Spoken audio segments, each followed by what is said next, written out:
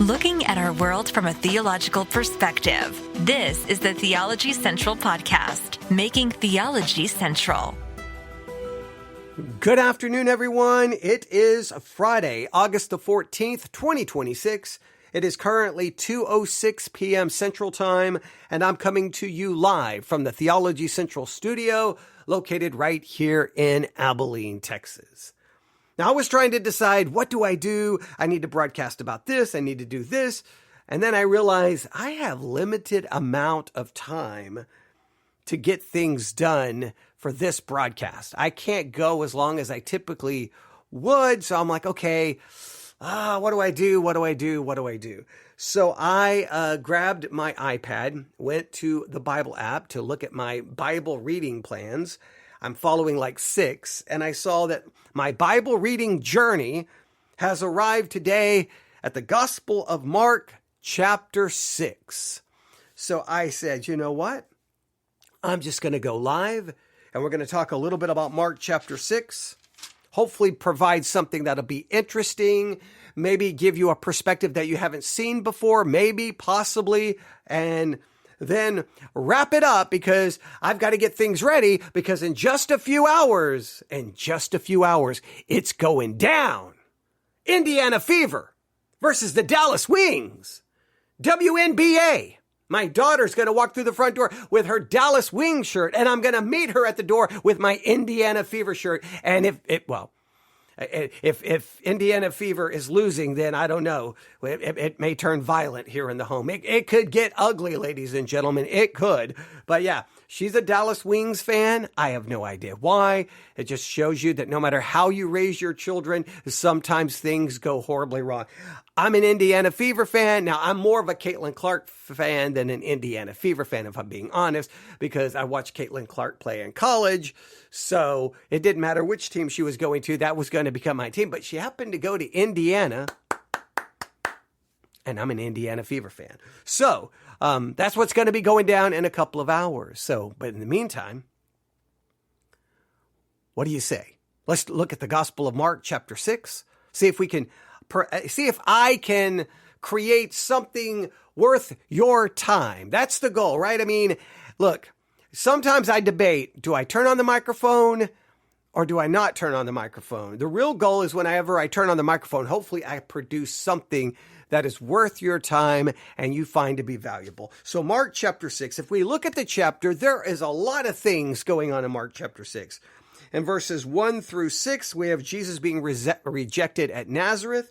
Verses 7 through 13, the sending out of the 12. Now that would fit perfectly into our discussion about who gets the power, all right? Because you'll look at the commission here of the 12 and of course, obviously some of these things, I mean, it's obviously very much for the 12. It's not for all of us. Look at some of the things they're told to do here.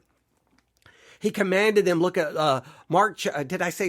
Mark chapter 6, verse 8. He commanded them to take nothing for the journey except a staff, no bag, no bread, no copper in their money belts, but to wear sandals and not to put on 2 tunics. All right. Well, nobody follows that, but everybody wants the power they get. Everybody wants to somehow make themselves the 12 when it comes to power and ability. But no. The 12, very specific commission with very specific instructions. And now that goes to our pronoun discussion. Who is you? Well, the you there is not us. It's the 12 and the specific mission, specific commission, specific things they could do, couldn't do. And well, we'll see it all right there. Then after John chapter 6, Mark chapter 6, verses 1 through 13, we then read the story of John the Baptist being beheaded. And that goes to Mark chapter 6, verses 14 all the way to verse 29, where it says, when his disciples heard of it, they came and took his corpse and laid it in a tomb. Now that's always fascinating to me. Mark chapter 6, verse 29, he gets beheaded. Okay, but hey, John the Baptist, you've been preaching about Jesus. Jesus is literally walking the earth. You know, Jesus, God incarnate, God in the flesh. He can raise the dead, heal the sick, cast out demons, walk on water, calm the storm. his disciples heard of it, they came and took his corpse and laid it in a tomb, and no miraculous resurrection at that time. Now, we believe in a future resurrection, but you understand, at that time.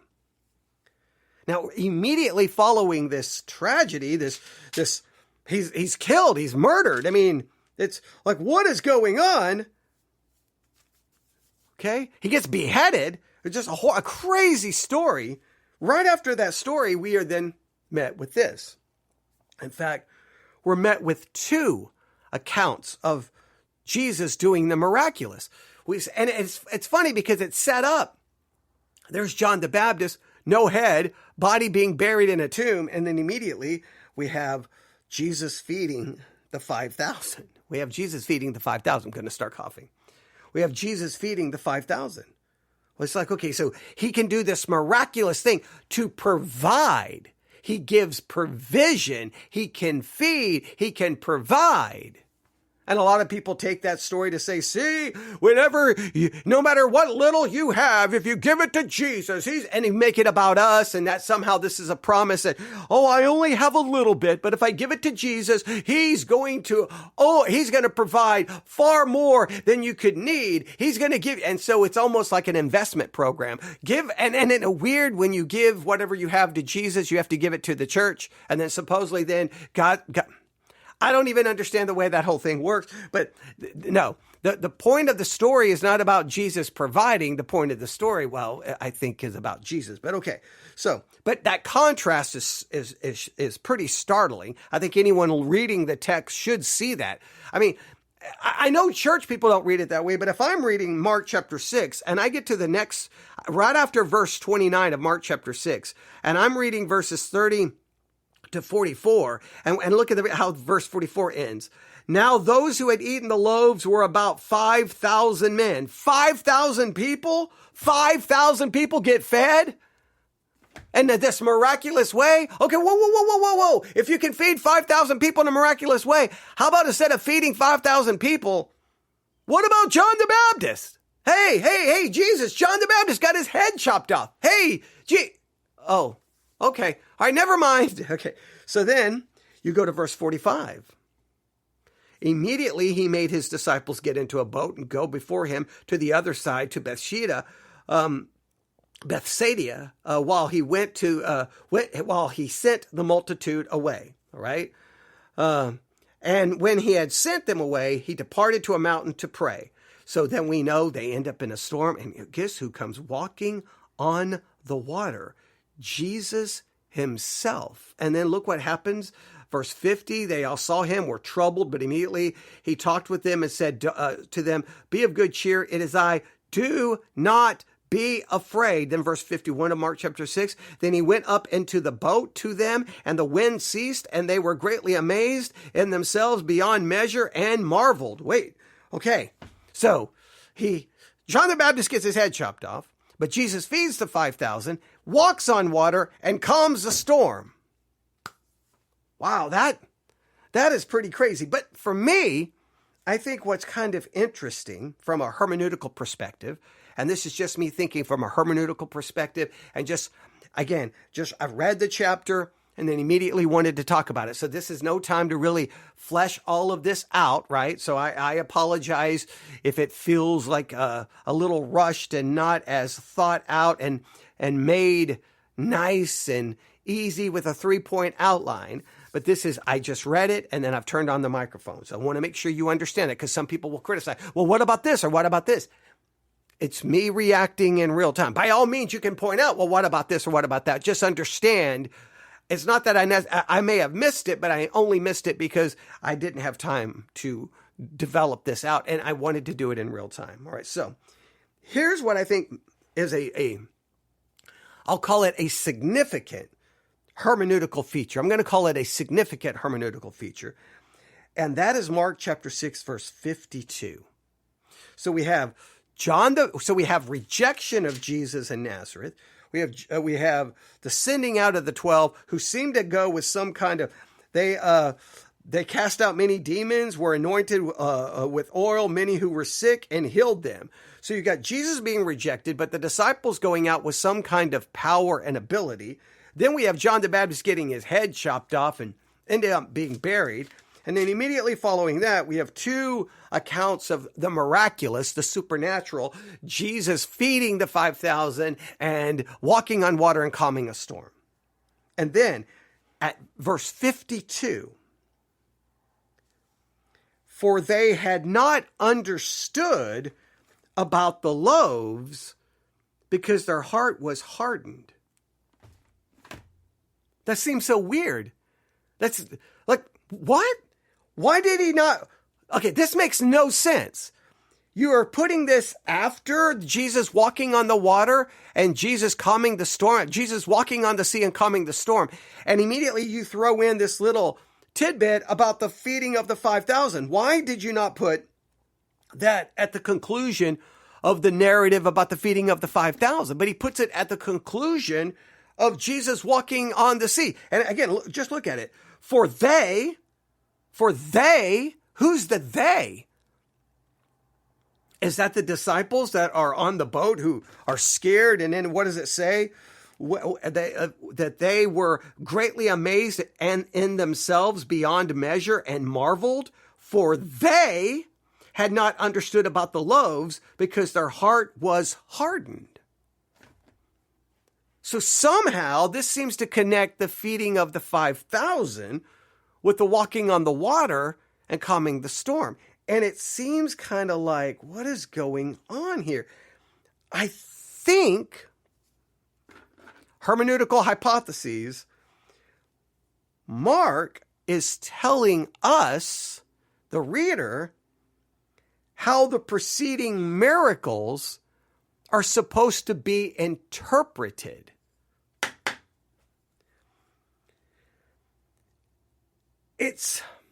How can we describe it?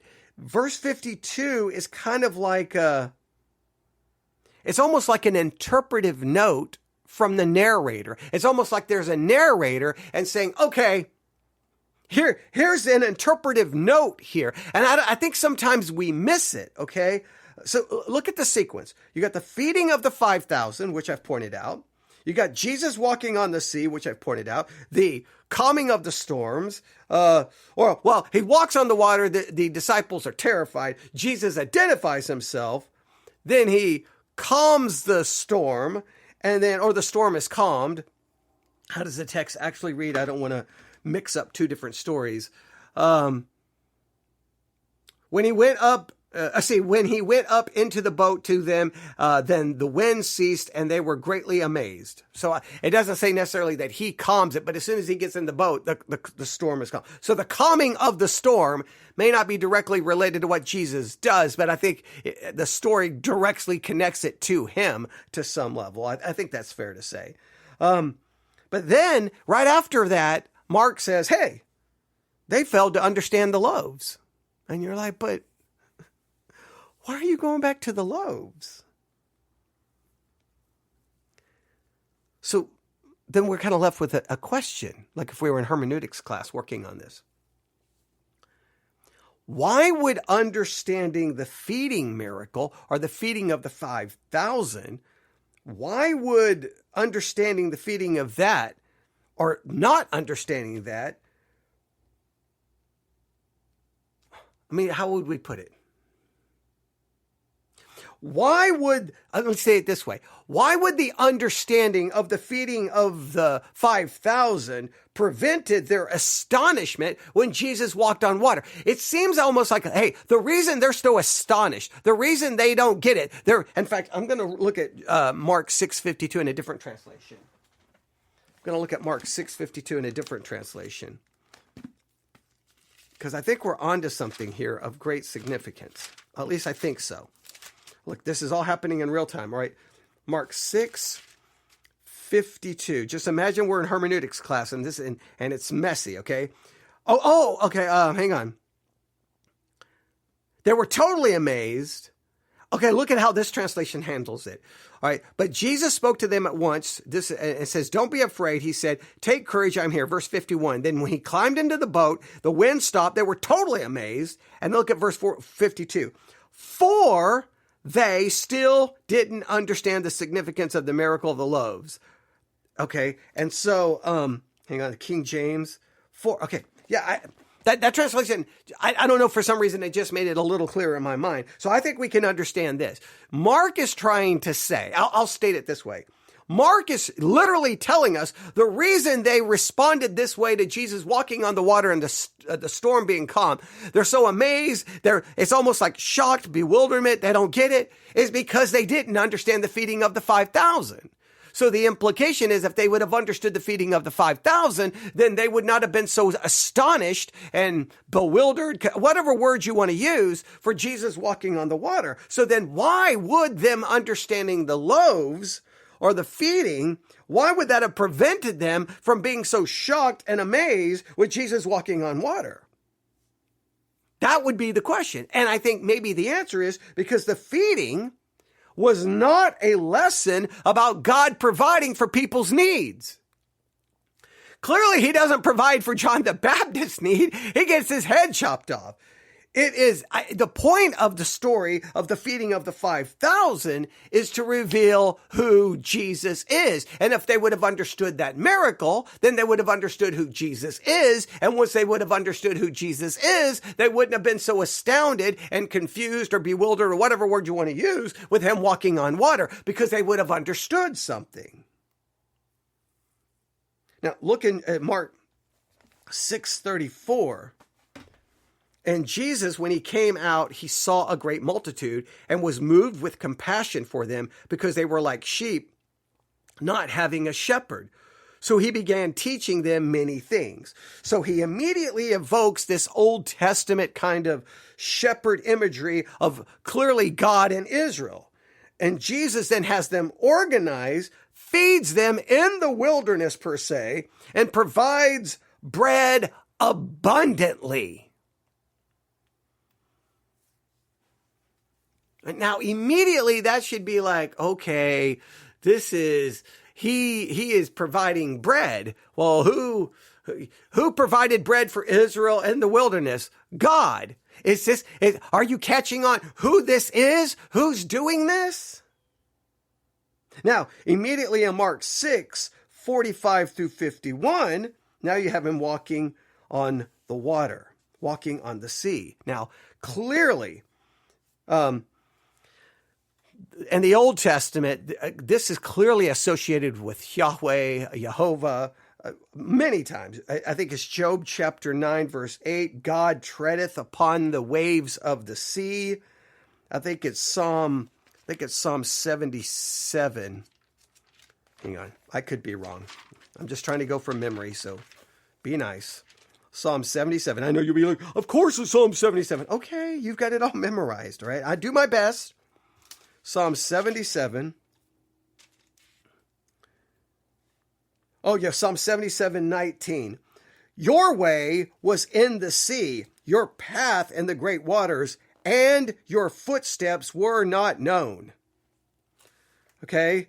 Yeah, I mean, you can look at that. That clearly connects the water, God. Psalm 107. Is it Psalm 107?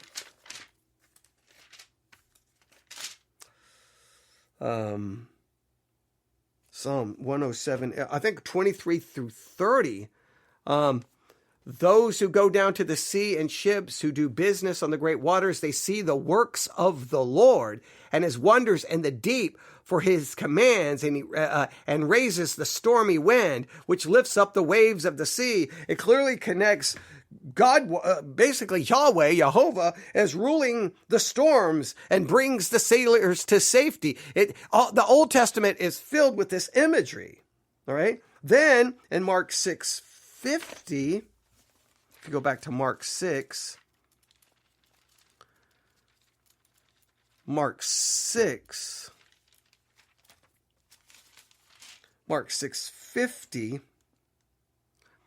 For they all saw him and were troubled, but immediately he talked with them and said to them, be of good cheer. It is I. It is I. It is I. Now that phrase, I'm not saying every time we see the phrase, it is I, we should automatically do this. I am not going to say that. But in this context, I think it's fair. I'm not saying it's a direct quotation of Exodus 3:14, but in the context, Jesus is walking upon the sea. He's exercising divine authority. Come on. It's Exodus 3:14. If you don't know that phrase, Exodus 3:14. Exodus 3:14. That's immediately what I think of. Probably you as well, if you're a good Bible student. Exodus chapter 3, verse 14. And he said to Moses, I am who I am. It's I am. It is I am. It's a reference to deity. And in the context of walking on the water and the storm being calm, which goes back to Job 9, Psalm 77, Psalm 107. Clearly this is like a screaming deity, screaming, he is God. And that's literally what it's screaming. And then we get the interpretive bombshell, they understood not concerning the loaves. Well, wait. The reason they don't get this is because they didn't get that. And if they would have gotten that, they would have gotten this. So in a sense, the walking on the water event and the feeding event, they interpret one another. I think this is a very key feature here.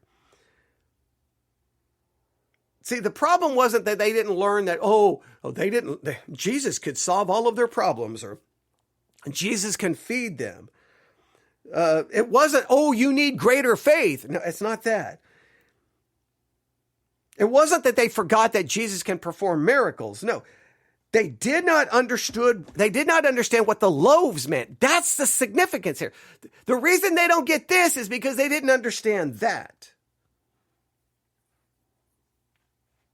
And why did they not get it? Well, look at Mark 6:52. For they had not understood about the loaves because their heart was hardened. Because their heart was hardened. Now that kind of language, we think Pharaoh, we think unbelieving Israel, or the opponents of Jesus, but this is his disciples. The people around Jesus who have seen extraordinary things, they seem to completely fail to grasp, or they fail to understand the identity of Jesus. And the disciples aren't exempt. Hey, if you would have understood the loaves, what were the loaves saying? Here is the one who feeds them in the wilderness in a miraculous way. Who does that point to? God feeding Israel. The shepherd feeding the sheep. It's screaming his deity. Maybe not as dramatic as the walking on the water, but you're not going to understand the dramatic walking on the water if you don't understand the other. In other words, the key to understanding these, you have to understand who Jesus is.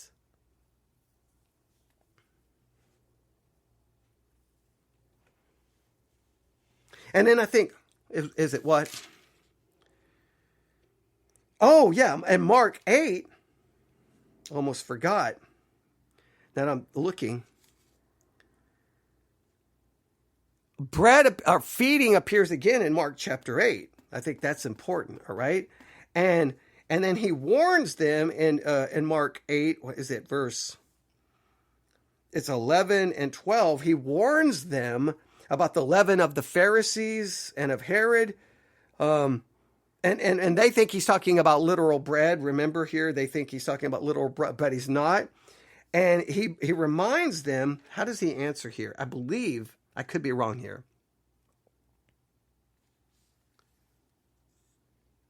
Oh, okay. Yeah, look here. But Mark 7:17, after he warns them about the Pharisees and the leaven of the Pharisees and the leaven of Herod, okay, they still don't get it, all right? And then look at verse 16, and they reason among themselves saying, is it because we have no bread? See, they still don't get it. And what does Jesus say? But Jesus, being aware of it, said to them, why do you reason because you have no bread? Do you not yet perceive nor understand? Is your heart still hardened?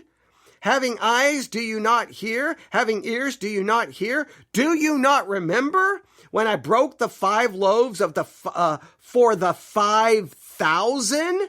And how many baskets full of fragments did you take up? They said to him, 12. Also, when I broke the 7 for the 4,000, how many large baskets of fragments did you take up? And they said 7. So he said to them, how is it that you still don't understand?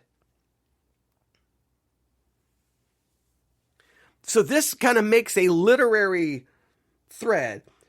Bread, failure to understand, hardened hearts. Bread again, failure to understand. Do you not understand?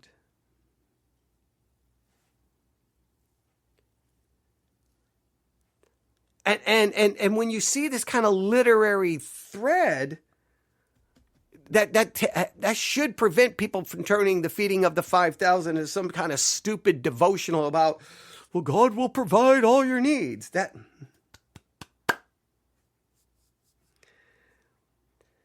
If you just go with Jesus provides in that miracle, you yourself are going to miss the point.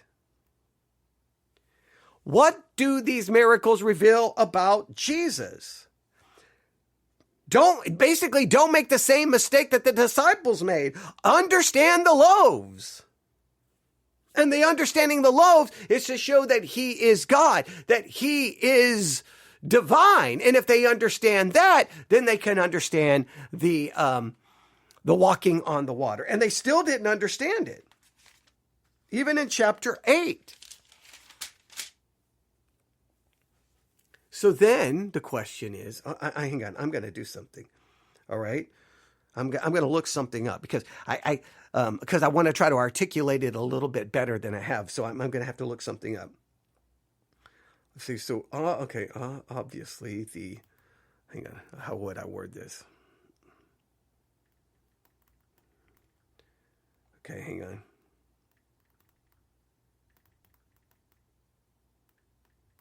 Okay, hang on. I'm thinking here.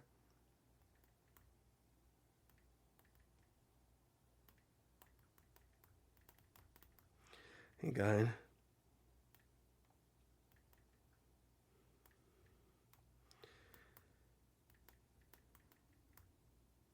All right, hang on. I'm looking something up here. Because clearly, I mean, look, again, Mark chapter 6, that verse is so important. For they had not understood about the loaves because their heart was hardened. All right. So as we saw, I think the first clue. All right. And okay. So it's interesting. This is kind of saying what I already said. So, hey, look at me. Do I get a, hey, all right. So it points out immediately that the key or the beginning of this is Mark 6:34. And Jesus, when he came out, saw a great multitude, was moved with compassion for them because they were like sheep not having a shepherd. So he began teaching them many things. That's clearly the Old Testament imagery about God or Yahweh being Israel's shepherd. Psalm 23 is probably the obvious example. Ezekiel 34 may even be more significant. Israel's human shepherds failed them. Okay, Israel's human shepherds failed them, just like the Pharisees and the Sadducees, they failed them, all right?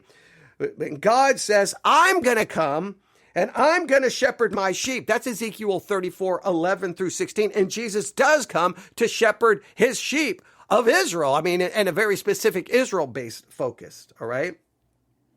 So in Mark 6, he looks upon basically Israel as being a sheep without a shepherd. And he immediately starts shepherding them, all right? Then he commands them to make all sit down by companies in the grass, I think is how, is it 39? Then he commanded them to make them all sit down in groups on the green grass, All right. So they sat down in ranks and hundreds and in 50s. Okay. So he has them sit down in groups. And this sounds very, I mean, come on. Does this not sound a little bit like the Lord is my shepherd, I shall not want. He maketh me to lie down in green pastures. He makes them sit down and he's going to provide for them. So Mark is giving us a sheep without a shepherd. Jesus becomes the shepherd. The people, in a sense, are kind of laying down or sitting down on the grass. And then Jesus feeds them until they lack nothing. In fact, until there is more than enough.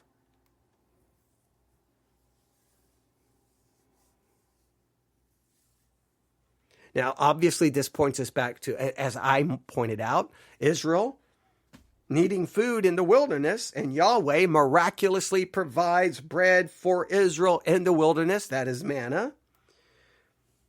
Now, Jesus has a multitude of people, and he provides them bread in a supernatural way. So, who feeds God's people in the wilderness? God does. I mean, clearly that's the Old Testament answer.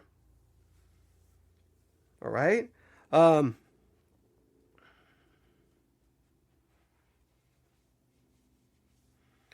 Okay, let's see here if there's anything else here.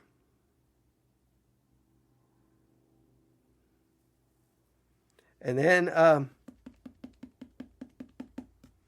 look what they do here. This is interesting. Notice this.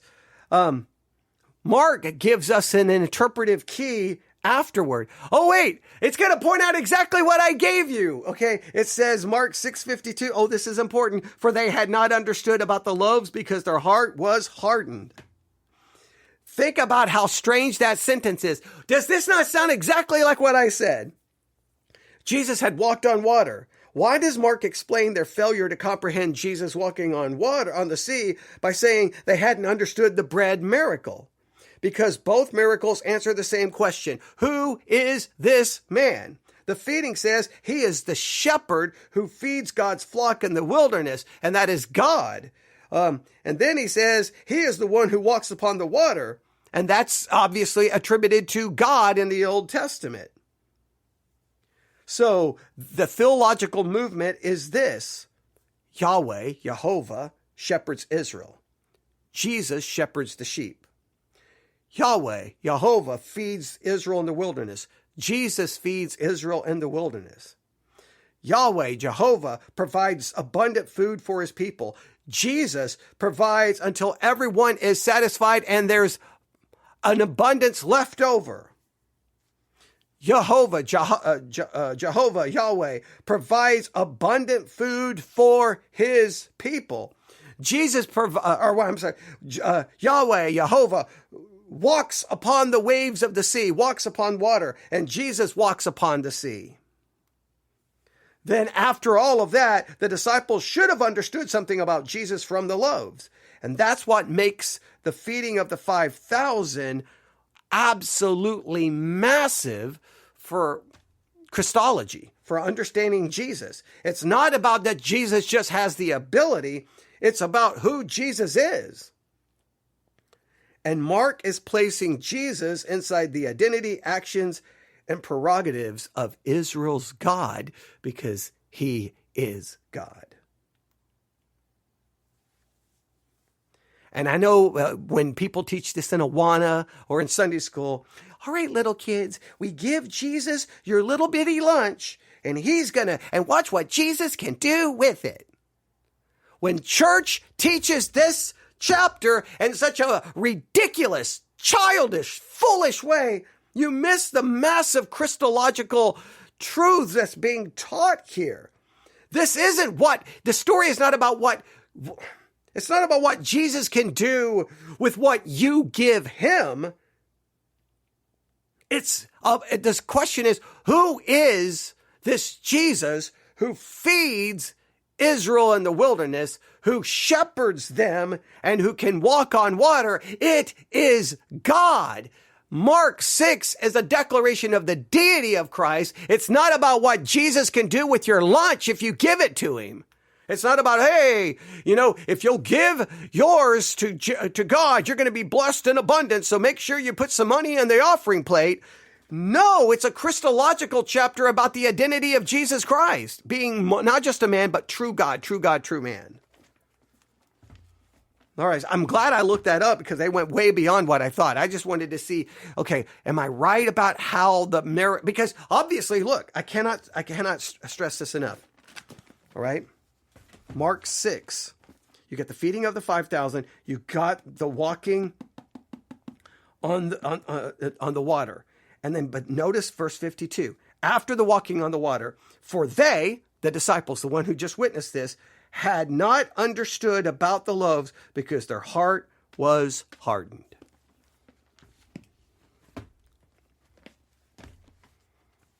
All right. I hope I did okay there. Man, I wanted to. I know at the beginning, I think I was calling Mark Luke, or maybe I was calling John. I think what was going on is in my brain, I mean, I just read the chapter and I was trying to process it, right? So I was thinking John the Baptist, so maybe that's why I said John. I don't know why I said Luke. Maybe because I've been doing so much work on the Gospel of Luke, especially that whole Luke 12 idea that we had worked on. So I apologize that I was messing it up, and I was trying my best to start. I was trying to think it through. Where am I going in real time? So if it was a little sloppy, please forgive me, but just think of it as think of it as hermeneutics. Well, I haven't had lunch. Think of it hermeneutics in the afternoon, all right? You just happened to be walking by the hermeneutics class and you came in and go, hey, give me some hermeneutics today. And I'm like, all right, well, I'm reading Mark 6. Let's try to figure it out. Go. And we did it in real time. And notice what happens when we take a little time, look at the actual text instead of trying to put together a sermon. You see the difference? If I was trying to do Mark 6 and put together a sermon, I would have been tempted going, ooh, the feeding the 5,000. Hey, there's times that, we're in need, but if we'll give what we have to Jesus, he will provide. That's the kind of thing.